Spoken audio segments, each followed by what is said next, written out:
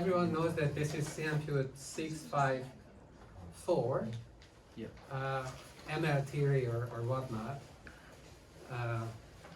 You're not lost, and you don't want to, like, you know what they're going to do. It's like math. Oh no. Oh, you want the gun? Like, it's okay. Like, you can leave now, or you can leave later. Okay.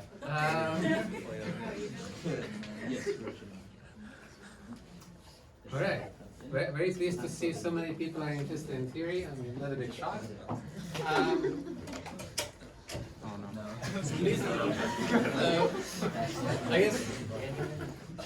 guess I have too many friends. They just keep coming and like, I actually did for climbing. They're lost. Okay. Here's today's plan. It's the usual intro stuff. We have to go through some admin, and maybe I'll do a little bit introductions. Given the class size, personal introductions on your behalf, I'm gonna need to wait for climbing and other occasions. But so admin, and then maybe let's chat about what is this whole class about, and then I don't know whether we're gonna get there. Like, it depends on how chatty we are. Concentration of measure, that's for the first week. The material, it's in chapter 2 from Tom's book, and in chapter 5. Okay, so let's get started. Admin. I wrote two things there, expectations and rules. They're slightly different. So there are rules of the university that we want to follow, plus the rules that we like, so we want to follow those. And there are also expectations. Rules of the university, you all know, so we just follow those. And other rules that I like to follow is that, well, let's create some really friendly learning environments, which means that there are no stupid questions. There's even a podcast that I didn't like with the title. And I really want to lead by that. There is one more person. There's not more than one. Yeah. Okay. Well, I think that you can. Do you think we can like move the chairs up and then people can stand in the back? I feel like standing would be much better. Maybe some of the chairs can move a little bit more back. Because if we move up a bit, then there'll be room in the back to stand.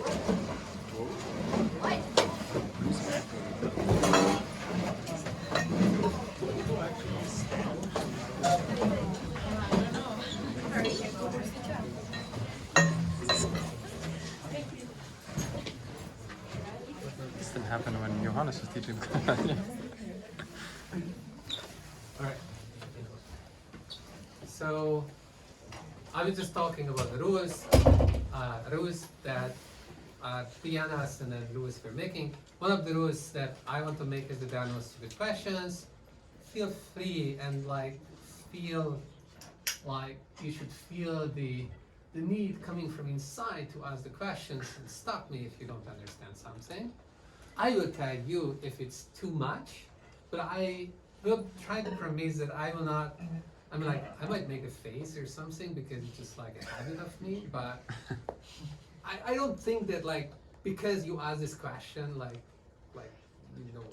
or anything like that. It's okay to ask questions, and you should ask those questions, and we'll try to keep it together so that we get also to the end of the method. There are too many questions, but questions are much encouraged, and I badly need the questions. We want to have a discourse in the class rather than we just coming here and lecturing you. It might end up just being like that, but it's up to you.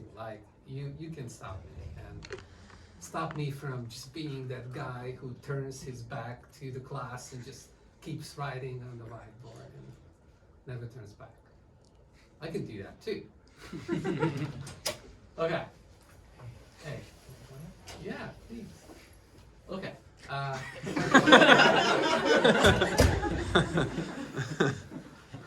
We'll find a place, but okay. So that's that's the rules. Regarding the expectations, you're grown-ups pretty much. You're here for learning, and I need to mark the class, but it's not about the mark, it's not about the grades, it's about the learning. It should be about the learning. That's my expectation, that you will take care of your, you will take responsibility for your own learning. And I think that that's the most important thing. So regarding expectation towards me, well, you can expect me to, I don't know, not to be funny, but just come to class and be here, try to be knowledgeable of the material. I will try to know the things that I need to know. Sometimes I might fail. That's also okay, right? It's okay for anyone to not to know everything. All right, so what is the class about? Question. Yes, Are you question. gonna grade the assignment yourself? Hmm? Are you gonna grade the assignment yourself? The grading the assignments myself, that's a good question. With this class size, I have no idea. Well, I can volunteer to grade for you if you want. Oh, that's cool. Yeah, we can organize some volunteers and like, I don't know. Like, let's talk about that a little bit later. In the past, when we had slightly bigger class sizes, not as big as these, I think that this class will get smaller. But still, we had bigger class sizes, then people were grading each other. That's also fine, right? Like, we can work it out so that you get feedback in time and you get quality feedback in time. It's a little bit challenging if I have to mark this many assignments like all the time, but we can make it happen somehow. We'll see. Okay, so regarding the admin, you might have questions about E-class and whatnot. E-class is coming. I got the promise from the technical people that they are working very, very hard on making this E-class happen, but there is technical glitch. So no E-class courses have been created during the last couple of days. So we have to wait for the E-class to happen. I wanted to put, all the official blah blah syllabus on E-class, so it didn't happen, but it will happen sooner or later. So that's E-class. You see this URL? This is maybe more important. This is what I wanted to. Okay, to E-class, everyone who signed up for the class would be invited. It would be really easy to circulate information like this through there, but no. Anyways, this URL is a URL for a Slack workspace. So I created a workspace for the class that is just going to exist for the duration of the class. It's a free one, so it's going to be retired after a couple of months by Slack. So if you want something more permanent, then like you have to do something about it. It's not going to be permanent. Yeah. So I think that covers everything about the admin. Oh, yeah. Maybe you're interested in like assignments and like work that you do and whatnot. Look at the Area Theory website. The class that I was teaching before. It's gonna be very similar. It's basically a bunch of homeworks, a midterm, and which is take home, and then project. Regarding the project, I still don't know whether that's a good format, and I don't know. We'll try to work on that so to make it useful for you. But that's roughly the format. The percentages are going to be the same, and like schedule is very similar. It's reasonable. It will be all posted once we have E-class and everything. Anything else? Any other questions you might have? Yeah? So this class virtually has no difference from the introduction to, the theoretical foundations of reinforcement learning? Oh, like Because the topic like is very different, Yeah, but the is there any structure, I'm difference? just going to Oh, is it? Okay. keep the percentages because it has worked Okay. for a couple of times, so Yeah. But Why the not? topic Like, is I'm not- different. yeah. Yeah, okay. The percentages stay the same, but like the material is completely new. Okay. That's it. No oral exam? Oh, you want the oral exam? That would be fun. Yeah. In the climbing gym, yes? Do you pause the textbook? Like, Hmm? I mean, Do we follow the textbook? Like, Yeah, is there okay, so let's get to the material. So what is this class about? This class is about that Tongshan wrote this book. It's there holding the monitor, has a very and it's an I guess like I can fix maybe it doesn't matter, but that is it's blocking the view anyways. Yeah, this is the textbook, Tongshan. I know Tong and like looked at the table of contents, and I really like the table of contents. I was really excited to see the table of contents, like what is being covered in this is pretty incredible, and it is a lot. In the preface it says that you can teach this in one semester. I doubt. So I'm definitely not going to do that, but I'm planning to follow this pretty rigorously. But he gives advice to what materials you should be picking for if you are teaching in a 2-semester version, like in the first semester you teach this. Even that I find extremely challenging to go through. I don't know that he's a magician. I don't know how he manages that. And so we just basically cover up to the sequential learning. So yeah, these other theories thing, and like maybe I'm going to have the sequential stuff covered in some other semester, other term. And so that means we go up to chapter 12, basically. And that's like, we have 12 weeks, so one chapter every week. It's kind of, should be fun. Yeah? Sounds good? Yes, but even that seems hard. Yeah. Yeah. I think that that's doable. It's like we're not going to cover all the details from all the chapters. You will see that, for example. But chapter 1 and chapter 2 almost covered this week, I think, because we're making progress with chapter 1 already. Almost, not yet, but like we are 15 minutes in, and I can start talking about chapter 1. Unless you have some other questions. Yeah, so this is the plan. We just follow the book. Yeah. The book is great. I found it a bit rough, though. So, we're gonna work on that. So I will have some extra rules.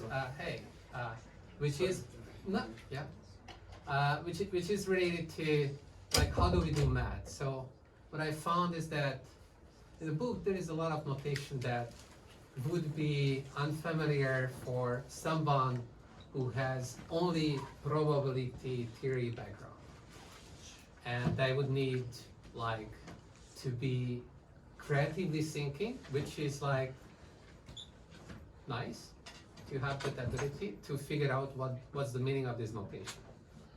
And the notation can change from this line to the next line, and so it's like some creative thinking is required to read a book. In the lectures, I would try not to do that, like just sticking to good old-fashioned notation.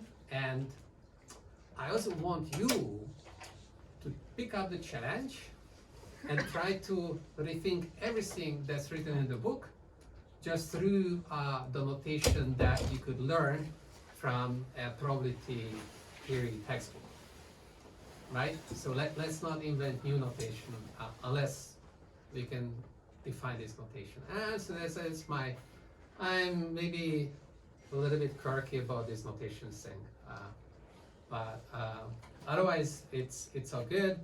There could be that the book is going to have some typos and bugs, and it will need an errata. So we're gonna collect that, and we will send it to Talk, who will probably fix the book, and then next printing is not going to have the typos, and that's going to be useful. So this class can do the awesome and super important job of putting together the superb errata list for this otherwise awesome book. Because I think that like no one probably went through this book very, very carefully. Wouldn't do that. Yeah. Okay. All right. So, yeah. So, is the book available through the library or do you The just buy it? PDF is free. Oh. Just download the PDF. It's maybe that it's not public information like Tong. That because we don't have a website or anything. What's the title? It's mathematical analysis of machine learning algorithms. Mathematical analysis of machine learning algorithms. Okay.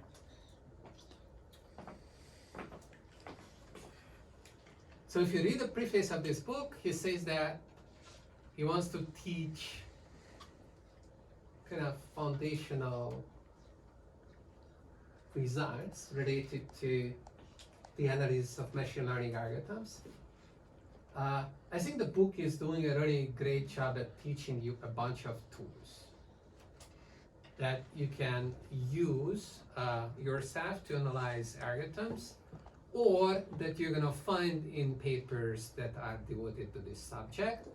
And by the end of the course, if you're following the material through, then you should be able to read theory papers and understand a little bit of like why this theory paper is written in the way and why these people are trying to answer these questions and not some other questions.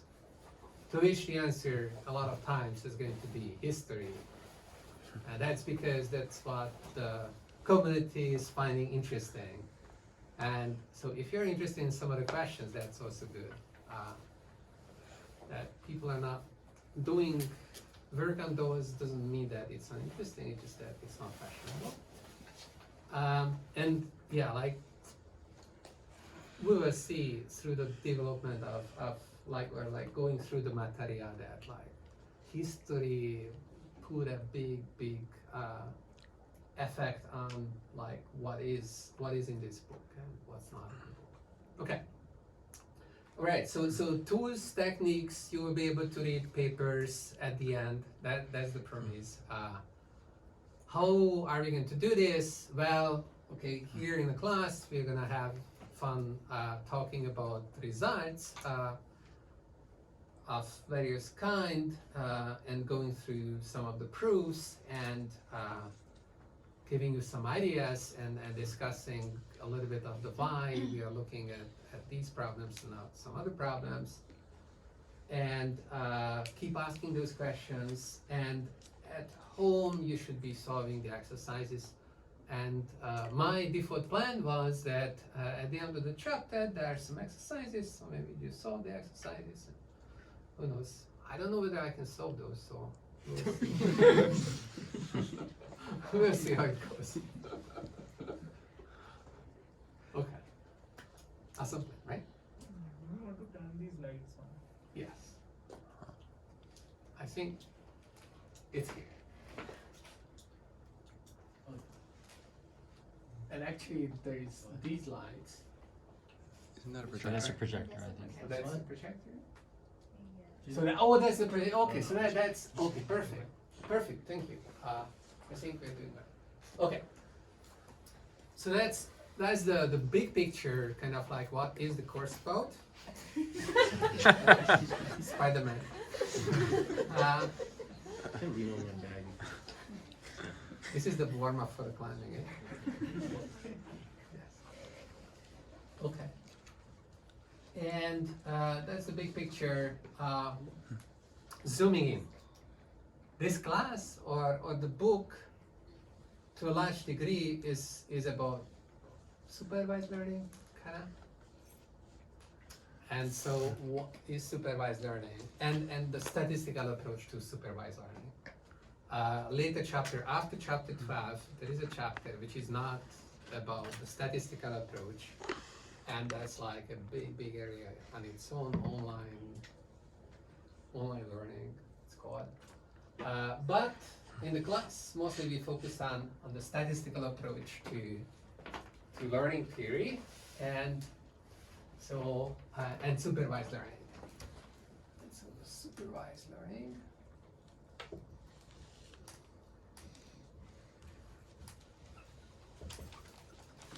Statistical approach. So let's define this. What is this?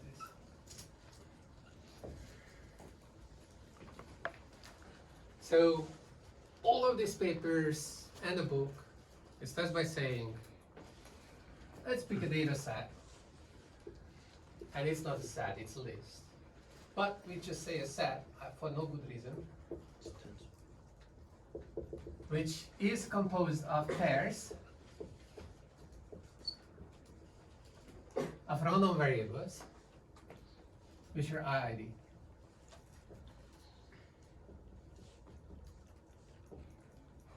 So and there are n of them. So the xi guys, they live in some space x, maybe it's Euclidean space. And the yi's also maybe live in some space y, and maybe just reals, could be something else, even more restricted, it's binary. Okay? Are you tracking? Mhm. I think this is very complicated already. It's like random variables, IID, data set. What the heck? What's going on? Yes. So the data set is random variables and not samples? Yeah.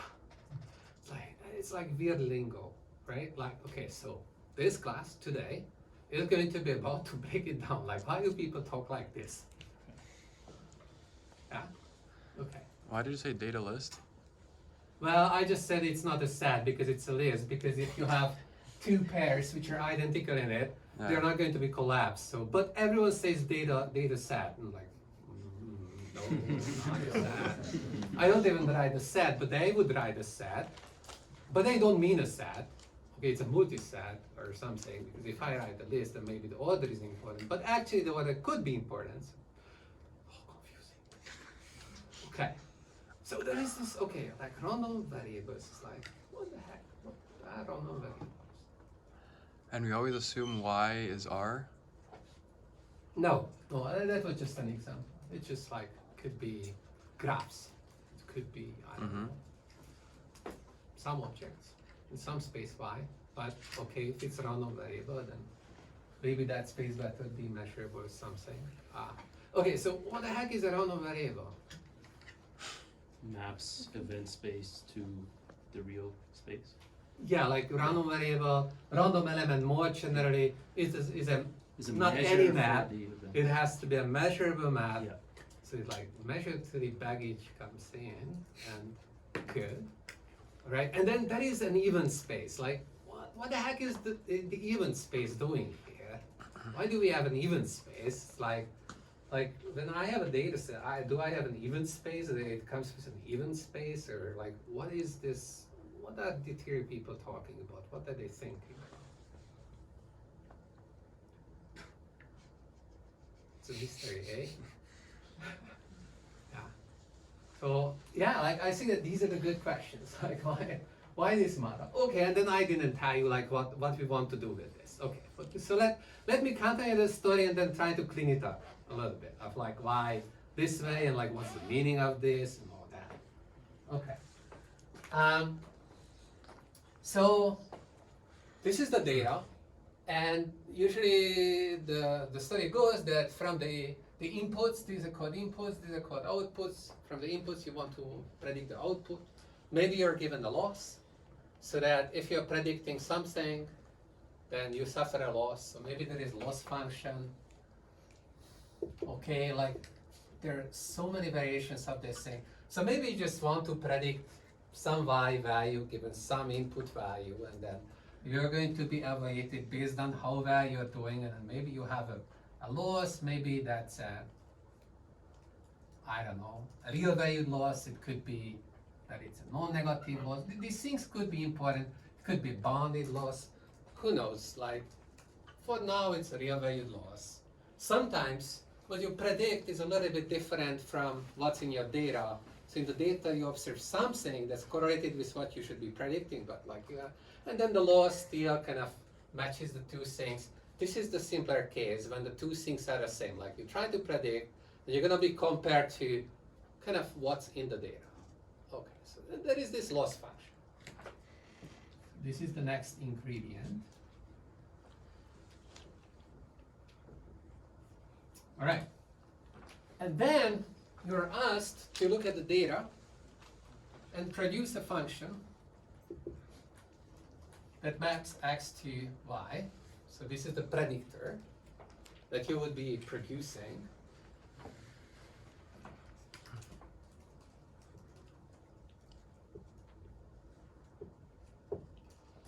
Is that symbol an F or a? That's my f. Okay. Yeah, good questions. I mean, yeah, my handwriting, I don't know. It's a mix of bags. Okay, so this is a predictor, and the story goes, if you get a predictor, first somehow, you have this fixed function somehow, then we're going to measure the loss of the predictor on some data that is identically distributed to your training data. So you get a new pair of random variables, x and y, whose distribution is going to be the same. So in distribution, its distribution matches the distribution of any of the pairs. It's like ID just meant that they have identical distribution, so it doesn't matter which one I pick. I can pick the first one, and I know I'm matching its distribution with some new random variable x and y.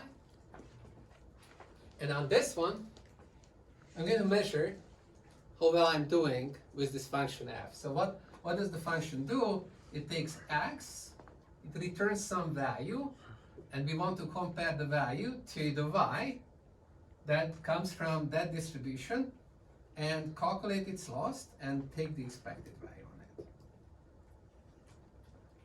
Okay? And so usually people also say that, okay, like this new x and y should also be independent of all the other variables, for reasons that will be made clear later. But for now, if this function f is fixed, then it doesn't really matter. Like, it's like, it's a fixed function. This expectation is well defined. We can write out what this expectation means, just to practice notation.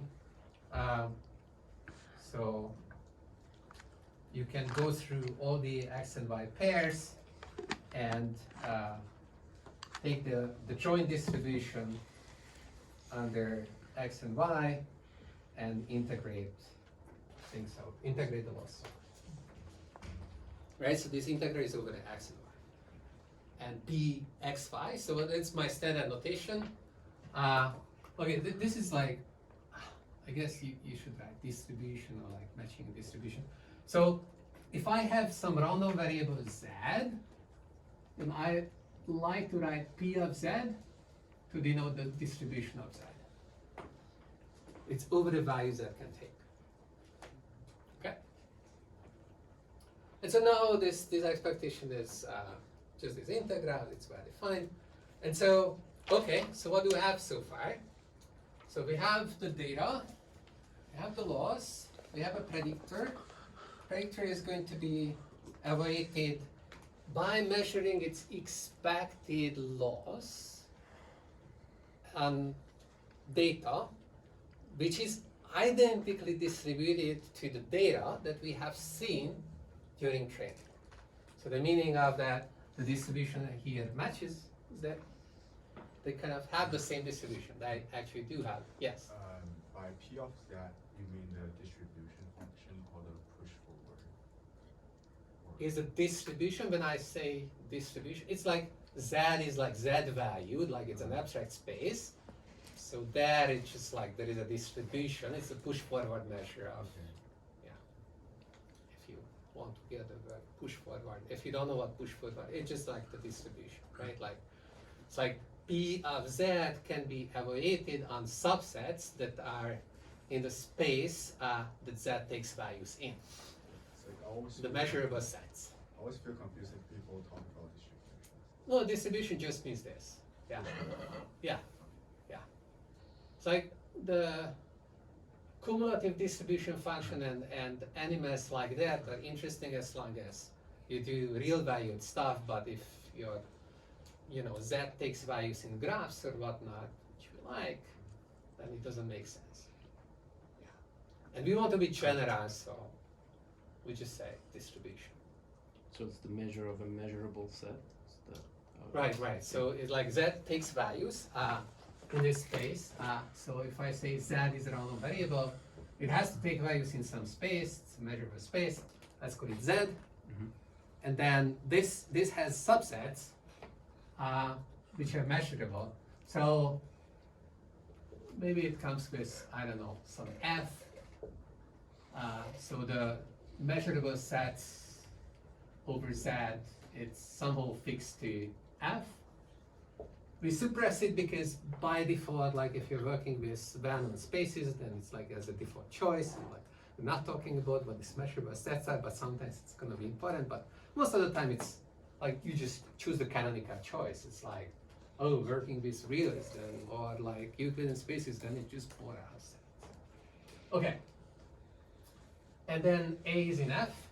If A is in F, then PZ gives you a number between 0 and 1. So, yeah, that's the distribution of Z. That's it, job. Okay. It tells you what's the probability that Z takes in value in set A. So, if you wanted to write it as capital P, which was from there is this F naught. Okay, now we are already getting into like there is a probability space omega and F naught, and there is this probability measure over it, and the random variable is from omega to the Z space, and then this thing is just P, the probability that Z takes a values. So this is what people call push forward. Is the push forward of this P measure under the map Z, but okay, just the distribution of Z. So just to check, if we were working in like a normal distribution, we would use the density of the normal distribution as our P, or? No. If I say distribution, it's a distribution. Okay, If I need the density, I will say density. okay, Yeah. okay, so And they're two if I need a completely probability different mass things. function, I will say probability mass function. Okay. Just being clear. But if you want to be general, you just need the distributions. You don't need densities or anything like that. Densities are useful for calculating stuff. Do we calculate things? Really? Sometimes in exercises. So for exercises, yes, densities are useful. Okay. But for the general picture, it's like distribution comes here, comes there, and like, what's the distribution of this? What's the distribution? Yeah, this is what the whole thing is about. Okay. All right. So loss of a predictor is just like expected loss on this data that is identically distributed than the data that you have seen. Okay. We didn't say what the machine learner does. I mean, like, I said it in the words, like, the task is going to be given some data set, produce some predictor, but how do we produce a predictor? It's like, you sit down and then produce a predictor. No, you're gonna run a computer program or something, right? So there's going to be a map that describes how you're producing a predictor. Sometimes by mischaracterizing things a little bit, we call this the learning algorithm. It's like if it's just a map, it's not an algorithm, right? But it's too difficult to say learning method or like learning function. So if I say learning algorithm, please excuse my language. It's not precise.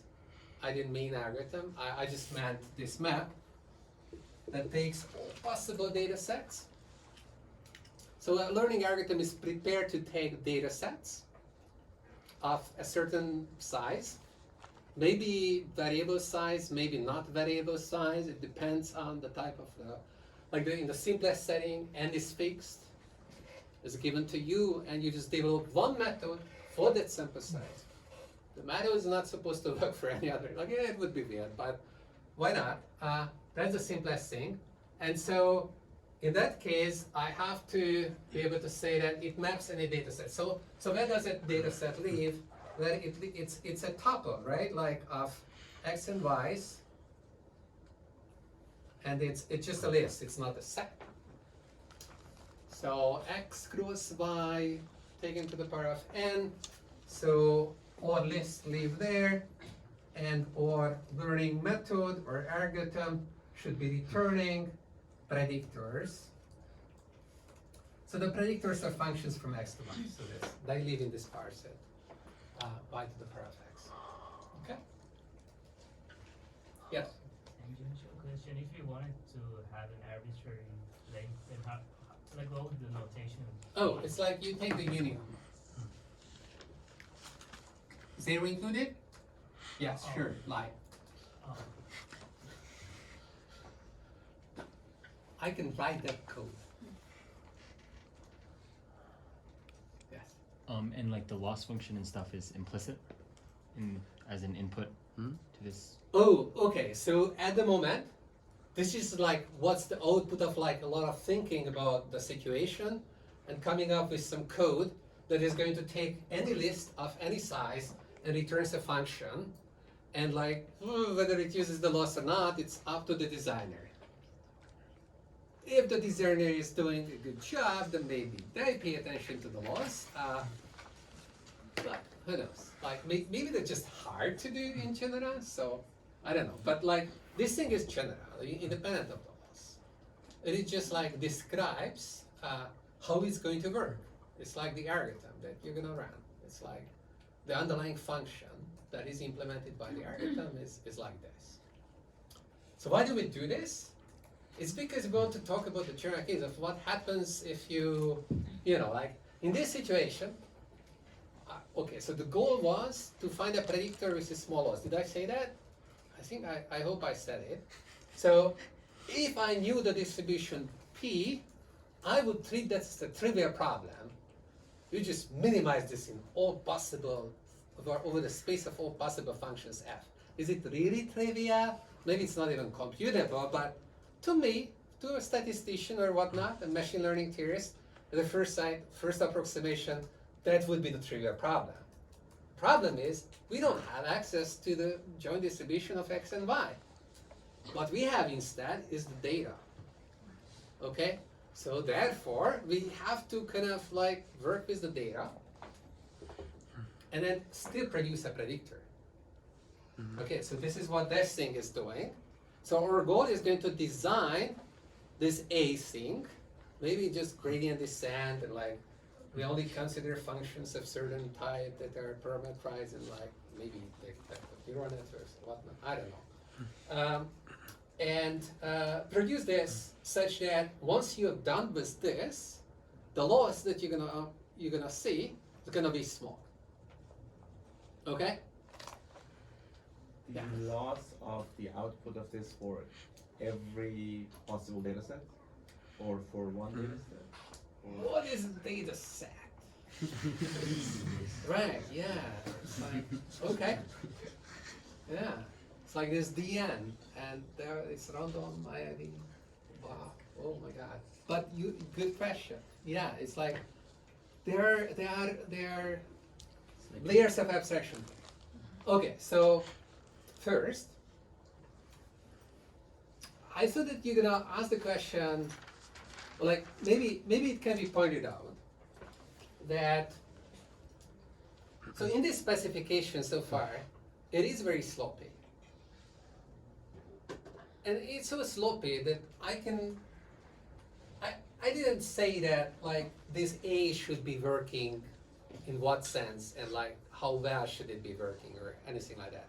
At first, before going into the details of like what's our expectation of like when does A work and in what sense does A work, like let's talk about in what sense A works when it works. Okay, so to talk about that, let's see what A does if it works on some data. So we have our data set, which is a list, and we run A. It's going to return, I don't know, this fn. Okay.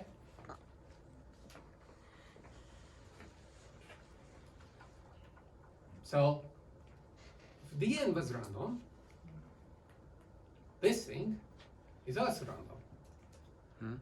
Right? Like as we wiggle the little omega in our probability space, capital omega, this thing wiggles. So this is random. So we can plug it in into our fn. Is it going to do anything good? Well, we have something random. Okay, so this is a random variable. Is the performance of the algorithm on some random data? So it's a random variable. Okay, it's at least not that crazy because the thing is, like the loss is real valued. So this is a real valued random variable. It's gonna have some distribution. But don't we have an It's like- expectation over? Don't we have an expectation for the capital L function here? Sorry? Don't we have an like? Isn't the capital L defined as an expectation here? And the expectation. For a fixed f. So, yeah. okay, Oh yeah. so, Yeah. That's true. So let's look at this definition. Maybe this is more clear. That's one of the reasons I wrote it there. That's true. Is because if I say for a fixed f, this is how it's defined. That doesn't mean that for a random f, that like what's the meaning of this? Like you plug in the random f here, then you are immediately in trouble, because if I plug in the random f here, I get something random. That's very clear. It was just an integral that I'm running through this random thing. So the randomness still remains as it should, right? Like I'm just evaluating the performance of the predictor that I got some random data on the average on future new data. So that gives me one number. Actually, you can go a little bit further than that. So this is random, but even more crazy is that this is random too, right? So this is like, I got a new data point, x and y, independent of the previous data points. So this is also random. So what is the relationship between these guys? Well, if I take the expectation of those of this random loss, given the data, then I get the loss. Okay, so that's homework number one. That's not in the book, but okay, let's call this homework number one. Okay, so they're just like practicing a little bit about thinking about this random variables and condition expectations. And when I say, okay, so when I say that these two things are equal, I mean they're equal almost sure, be almost sure. What was, yeah? What's the expectation over? The expectation is over the probability space that we fixed at the very beginning that holds all the random variables that we're talking about. There is an expectation corresponding to that big P. So there is a big P, you start with that, then you're defining all your random variables over that omega, including x1 to xn and y1 to yn and x and y. All of those are mappings from omega to their respective spaces.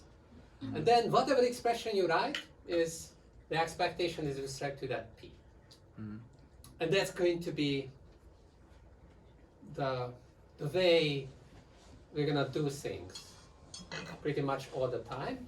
If we are changing that big P, sometimes we will do, then okay, we will have different big P's and like P, big P prime, then it's gonna be clear. But unless otherwise mentioned, all the expectations are over that big.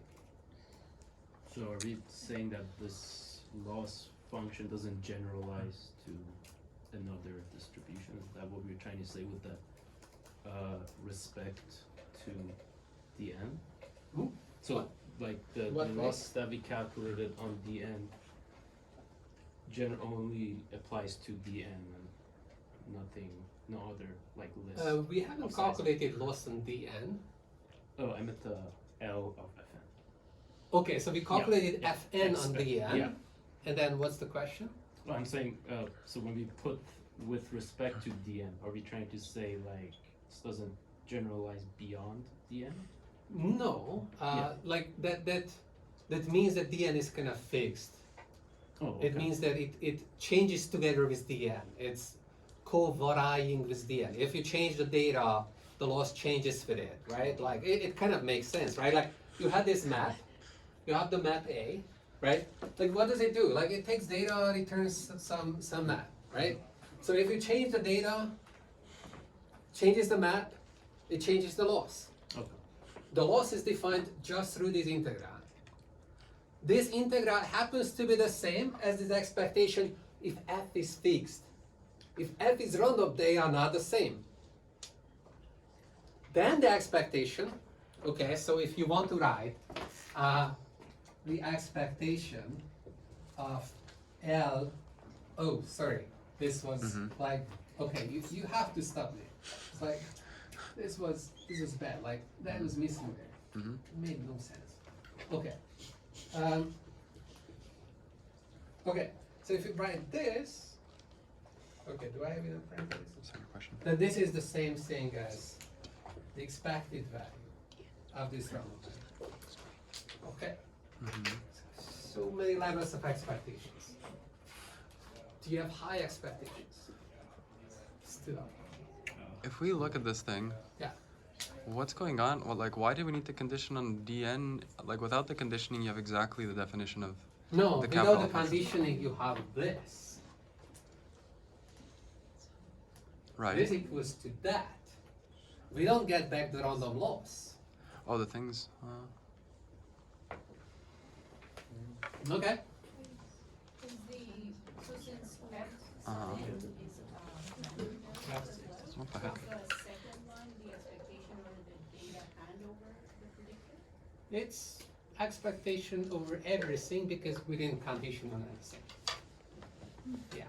So, by the way that you are writing this kind of notation, the setup, you're not concerned with where x1 to, like the tuples are coming from, right? You're not actually concerned about the actual, maybe underlying distribution that those tuples are coming from, or is that? Yeah, like the algorithm has no idea about the distribution. Exactly.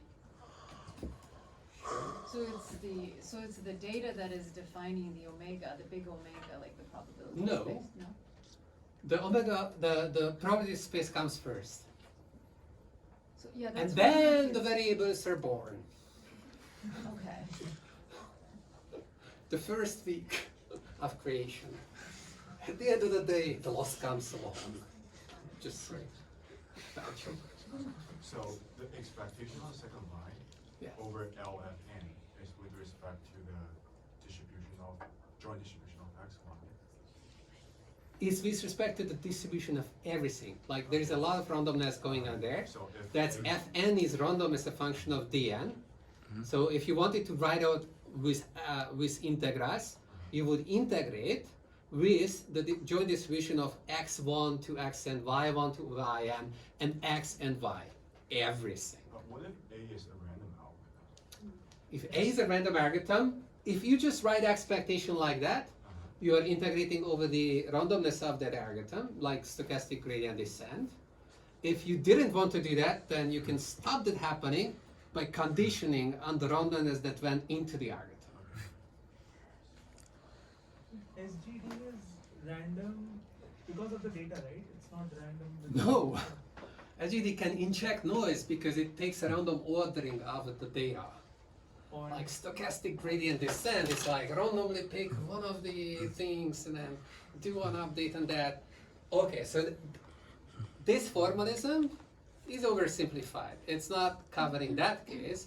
For that, you need to consider random algorithms, which we will do, and there is not much of a change, except that you have to think about, oh no, there is a new source of randomness, and when I'm dealing with evaluating performance of an algorithm, I need to think about the new source of randomness as well, because even if I fix all the data and I rerun the algorithm multiple times, losses are gonna be different,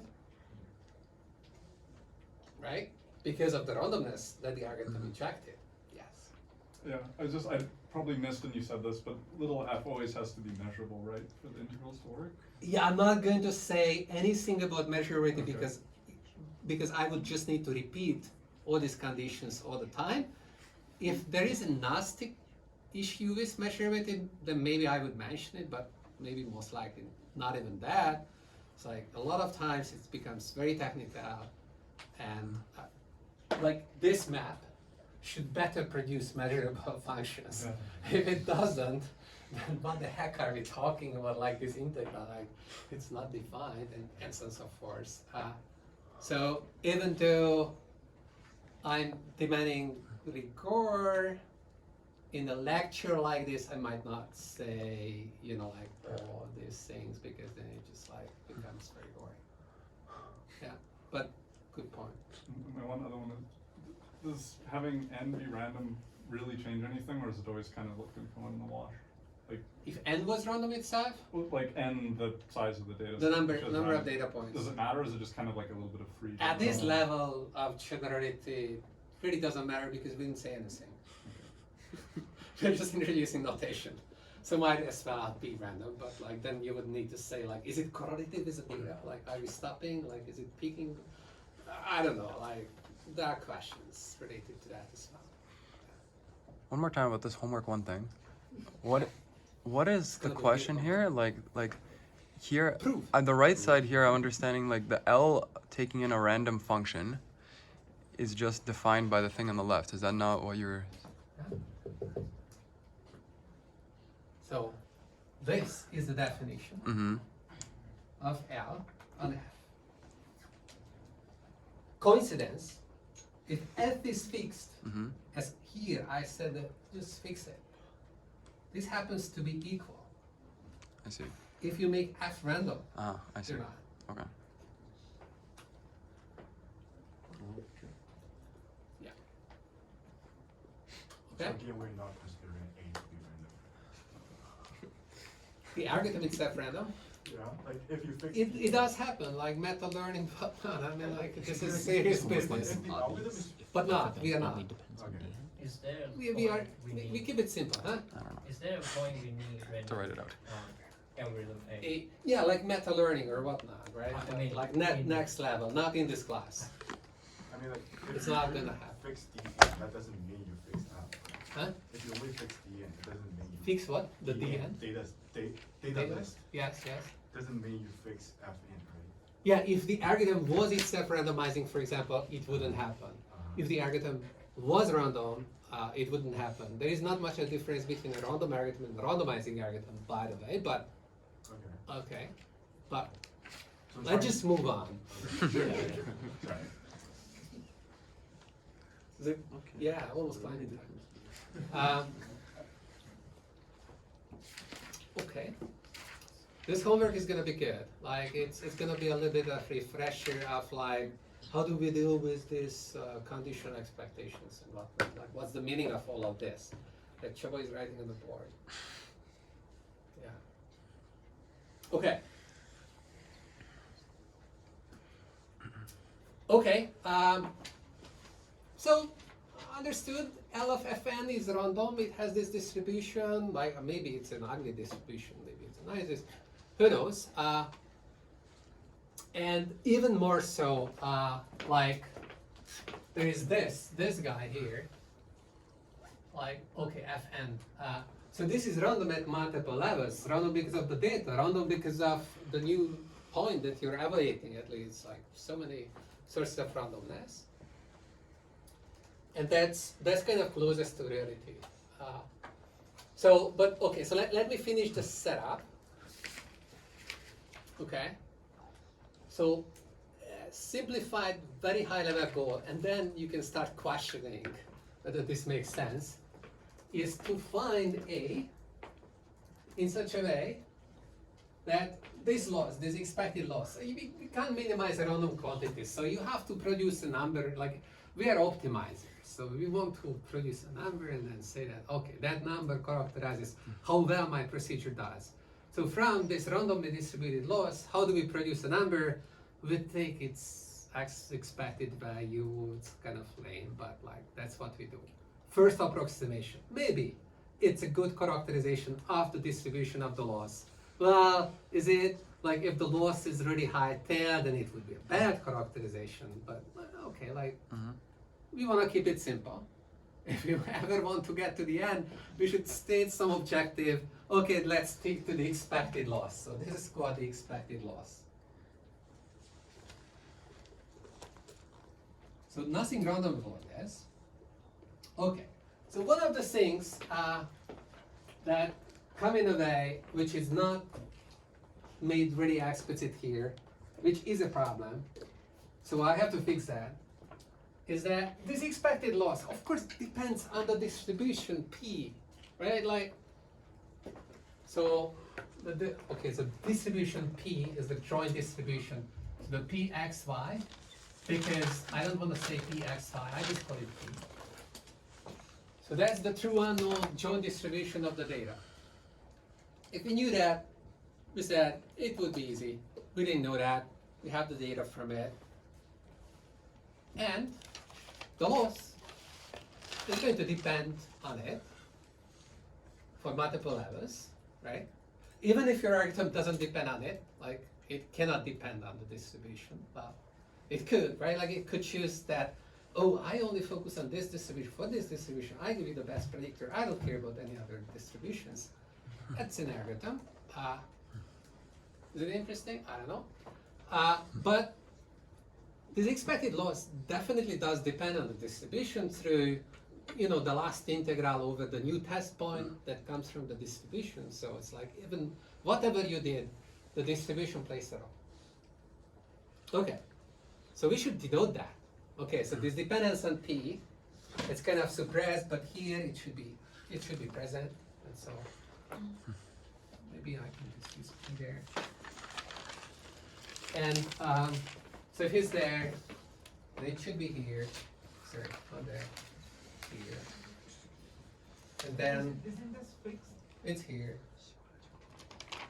And so far we said that it's fixed, but okay.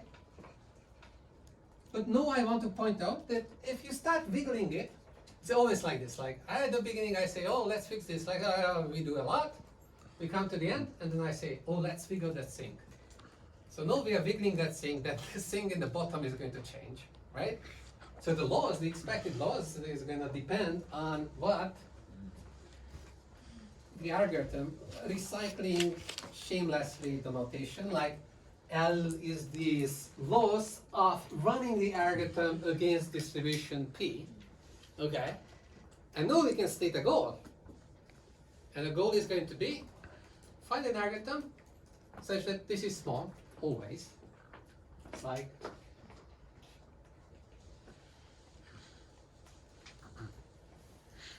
ooh, this is a problem, right? Like, okay, so goal, abstract goal, find A such that LAP is small no matter P. Because like generative, we have no idea about the distribution that's going to generate the data. If I design an algorithm which only works for this distribution, or these two other distributions, it's kind of narrow. Like when I try to deploy it, then maybe the data is not going to come from that distribution. And then what's going to happen? Well, I have no guarantees, nothing. Okay, so this is problematic at many levels. Yes? Okay? LAP does also depends on n. It does not depend on Yeah, I'm suppressing n, but Oh, okay. yeah, it does. Yeah. Right. Like n is fixed. Like, oh, n was not fixed. Oh my god. It should be. Like, okay, this was a bad idea. let's say fix n, because otherwise we need to talk about like, oh, like n is also a factor there. Good point. Very good tracking. Okay, so n is fixed. So just for this sample size of 100, you want to develop this algorithm that works no matter what. What is no matter? What Yeah, do you mean? no matter what, no matter p. Like, okay, that maybe you want to say for all p. Maybe you want to say for all reasonable p. If we are present, like maybe for all p, you will never get this. We don't know yet. Like we should start with a grandiose goal. No matter what p is, like for all p, it should work. It should give you the minimum. Do we have an algorithm that does that? And is fixed. Can we have that? It would like need to guess what the distribution was and then solve the arguing problem of this, like optimize this. But it only saw the data.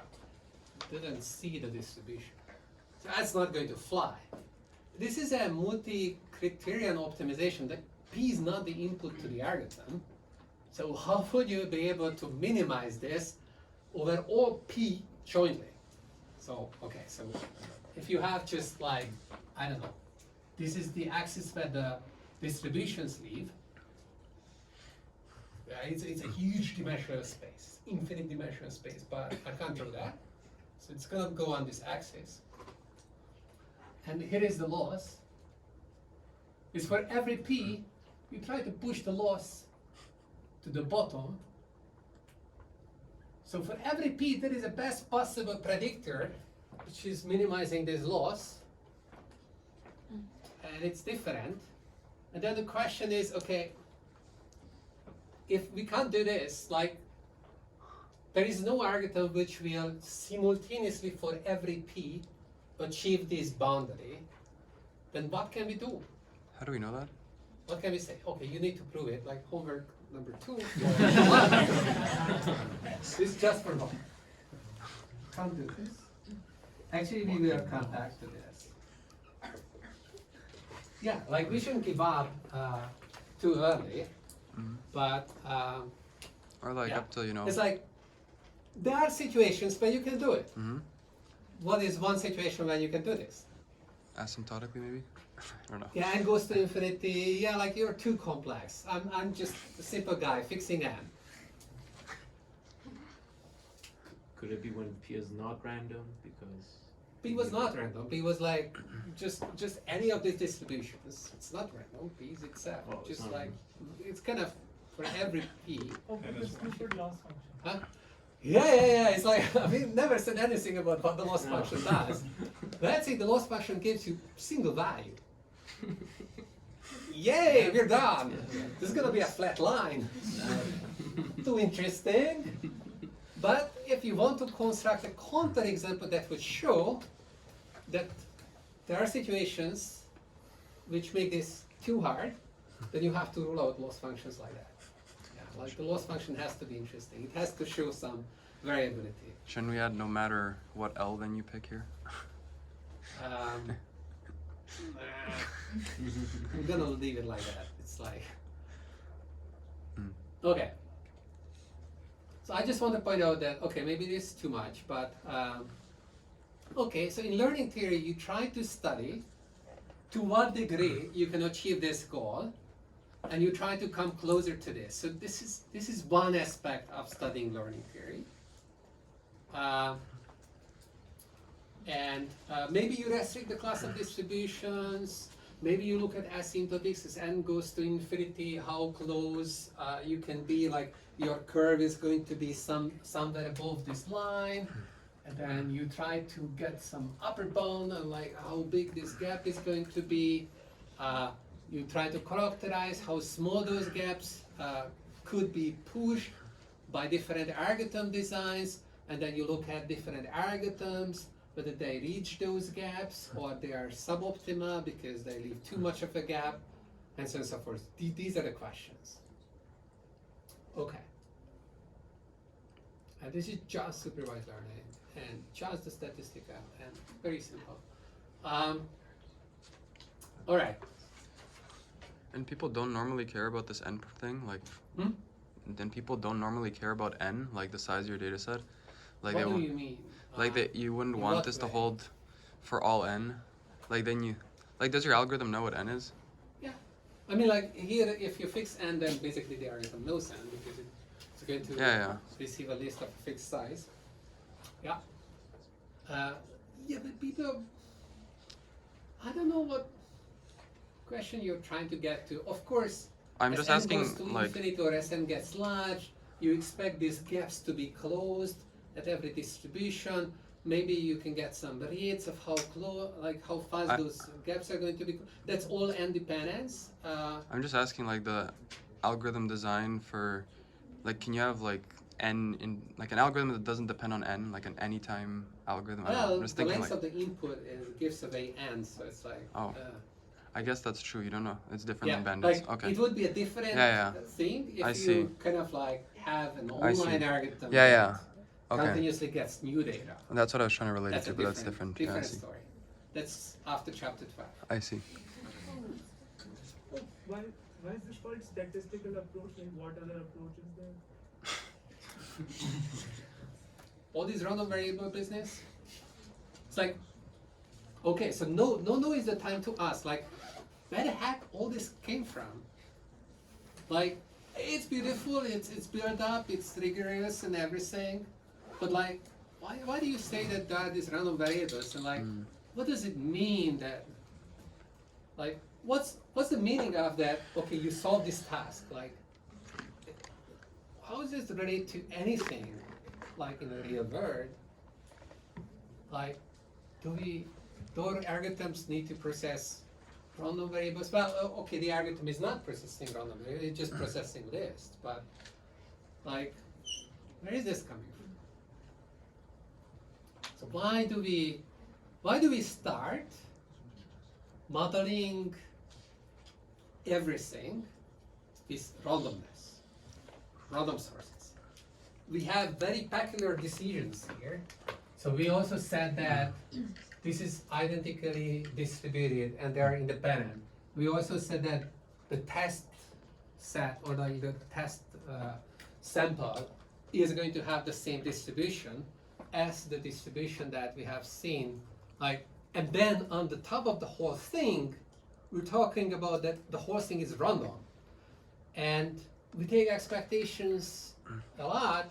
I also want to emphasize that I'm super unhappy about just taking expectation like that, because if you have a loss distribution with a heavy tail, that's a very different loss distribution that, like, they might have the same mean, but the second one has a small tail and like all the losses are nice and small and everything is concentrated. I really prefer that one compared to the other one that it's all distributed. But like, what is this crazy talk about the distributions anyways? Yeah. So yeah, maybe I misunderstand, but if we have this data set and each XY pair are samples from this PXY, can't we learn something about whatever P is in our data set? Like, can't we learn about the joint distribution from all our samples? You didn't misunderstand. The samples are giving away some information about P. That's the learning. What's curious here is that we start with a distribution. Like, we start to model the word with a distribution. We just say that our samples are going to come from some distribution. The distribution doesn't change. Where did this viewpoint come from? Like, does it make sense? Okay, So I wondered a lot about this, and there are philosophical arguments, there are mathematical arguments of why this model does make sense, but I'm not going to go into those. That's not this class. That could be after you learn online learning, you know a little bit more about it, and then it could be just some justifications of why you do this.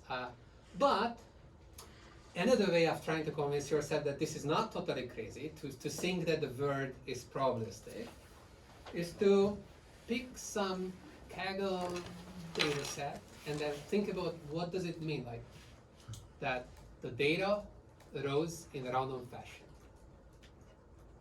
It's the outcome of random. So I did that. I was hunting for a long time for the best Kaggle data set to explain this to you, and I came to the conclusion that the best data set is about concrete. What is? Okay, I forgot. Some specific names. Concrete compressive strength. Okay, it could have been the blood pressure, but like that's kind of boring. Concrete compressive strength. So it's like engineers are really interested in when is the concrete going to break. So they make some concrete. There are different things that they control, and in making the concrete, and this is going to influence when the concrete breaks. They're going to then test when the concrete breaks. How do they test that the concrete breaks? Well, they put heavy stuff on it, then they look at where the cracks arise, and they make a measurement, and they say that, well, okay, this is how much weight I could put on it. And so you get ingredients of like, how do they make concrete? So those are the X. The Y is when did it break? So there's like a real number, non-negative real number, that's the weight that it could withhold, or some sort of. And so, what's random in this process? The data? And what's not random? Yes. Well, what's not random? Oh. What's random and what's not random? Well, what's random? random? Start. Be It's like a lengthy how discussion. things are arranged within the concrete, like how the molecules are Yeah. arranged within the concrete. Is it really random? I guess quantum level is. Oh, you see that like the quantum level is going to go. Okay. Isn't it like what humans recorded for the data? Hmm? Isn't it like what humans recorded for the data? Maybe it's instruments, but like eventually some human involvement. Yeah. Other things that we don't see, like the temperature that we don't measure and Right. other inputs. You're absolutely right all about this. I wouldn't go as far as quantum, but there is a tendency for things to kind of work the same, but not quite, right? Like there's this experience with the dice that you're throwing, and then like, okay, the numbers come out roughly equally, and you can make very lengthy measurements about like how true is that, and people do that, and it's pretty true. Is it like the butterfly effect? Like. Oh, the butterfly effect would be something else, I guess, because it's more like chaos. I think that you're thinking about that. If you have a dynamic system and certain conditions are right, then you can actually prove that the observations that you're gonna make on the dynamic system, like let's say you have a billiard system, are going to follow a random pattern. And you like it's ergodicity theory. It's like that. That's what I said. That there is some mathematical justification of how probability distributions can arise, even though everything was deterministic. Except that some things are not controlled. Like the initial condition is not controlled. Let's say in a billiard system. And so if you're not controlling for something, then the outcome that you're measuring of a complex system might appear random to you. Is it really random? Well, it doesn't matter. It appears random.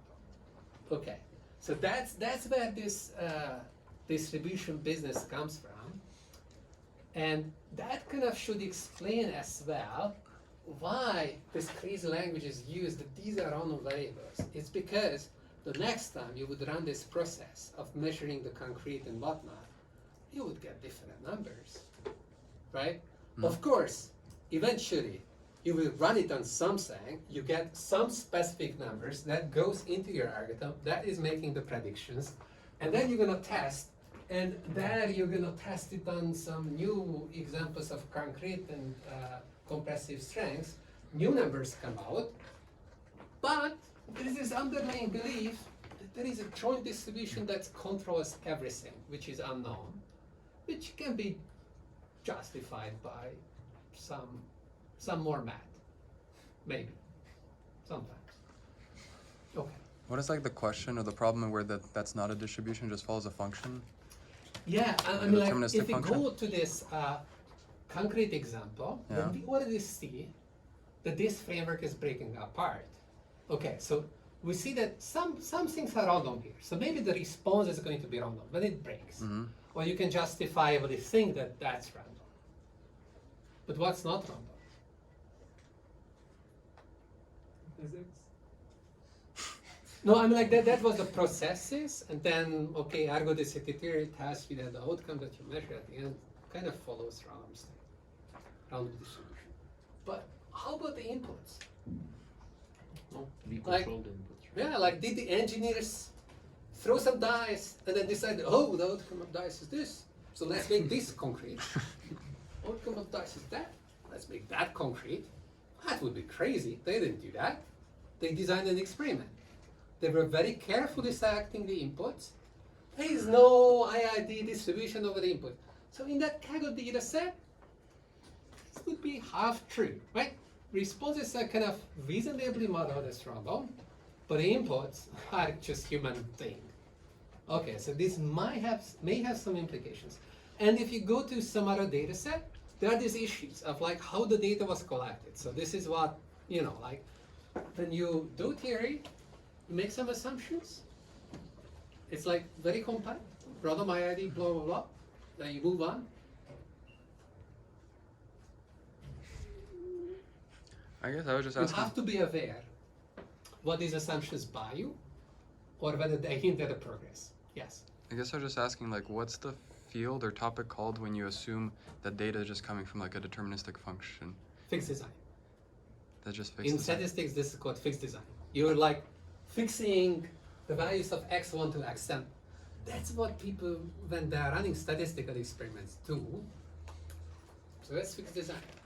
The And- design process is the designing of the experiment when you're choosing your axis. And then people are spending a lot of time and thinking about various designs. It's like in various subfields when they are making measurements with, I don't know, birds or bees or whatnot. They're also making all kind of adjustments. Mhm. That's the design process. And then sometimes they are able to achieve a fixed design. And sometimes, let's say, okay, we are trying to make measurements about like how honeybees are doing their dances or whatnot. Not like a lot of things are uncontrolled. Like you take a random bee. Mhm. It's not like that you were breeding this bee to be specific like the concrete. It's just you take a bee. Then okay, that's a random process. Circumstances might influence the genetic, material in that bee. So maybe it's not completely ideal or representative of big bee population, but maybe it's random to some degree. So there are these questions. Mm-hmm. Yeah. And if the data is coming sequentially, what do we actually call it when we care about minimizing the loss, but we assume that there's an underlying distribution? Like, it's not online learning. It's like. But okay, so the data is coming sequentially. Sequentially. We produce the axis But we in a assume. sequential fashion. And yeah. That's online learning. That's But there, don't they usually not assume that there's it's a like in distribution? reinforcement learning. This is what's happening all the time, right? Yeah, but there you don't care about like learning the model. I guess it's like the reason I didn't say bandits or reinforcement learning is because usually you don't care about like learning the model. You don't care about learning the model here either. You just I mean, that's care how we about characterize the doing loss. well enough on the loss. Right. If the loss was stupid, you can. Yeah, but you the can loss see is a like. lot of differences Yeah. about the distribution on the drug. But it's like the loss is still saying like learn the distribution, right? It's not like find It is the. forcing you to learn something Yeah. about the distribution, not everything. But it's not saying like find the input X that gives you the most reward Y or something. Oh, that's where we can go back to this, but I said that these two things could be different, and then you can generalize it. And then you kind of pretty much arrive at reinforcement learning. So this could be like some decision. It's actually, in practice, it's I think very, very frequent that your observation space could be richer than what you're trying to predict, or it's different. Like the whys, why, like you're not trying to predict the same thing as you observe. Sometimes you need to take decisions, not even making predictions, and then it's the wrong terminology to use that. You're trying to, I mean, like taking a decision might be viewed as predicting what the decision should be, and that's your decision. That's a more general view, and that covers a lot. But still, in this course, we're gonna stick to this random design. This is the random IID thing. We are not considering covariance shift, for example, or distribution shift. More generally, distribution shift considers the case that training and test distributions might be different, and it's very important. Like you have to do something about it. But you have to start somewhere, very basic. But there are all these questions, and so I think that's maybe the most important about this class. That like, if you read a problem description like this, there's a lot packed in there, and you have to think about like what was this, and through learning what the results are going to be, we're going to learn about the implications of these assumptions. Through learning about how we're proving things, we are going to learn about the implications of the assumptions too. Some assumptions can be lifted, can be weakened, others are pretty crucial. Okay, I think that we're done. Just the last pretty- thing, how do yeah. you pronounce your name again?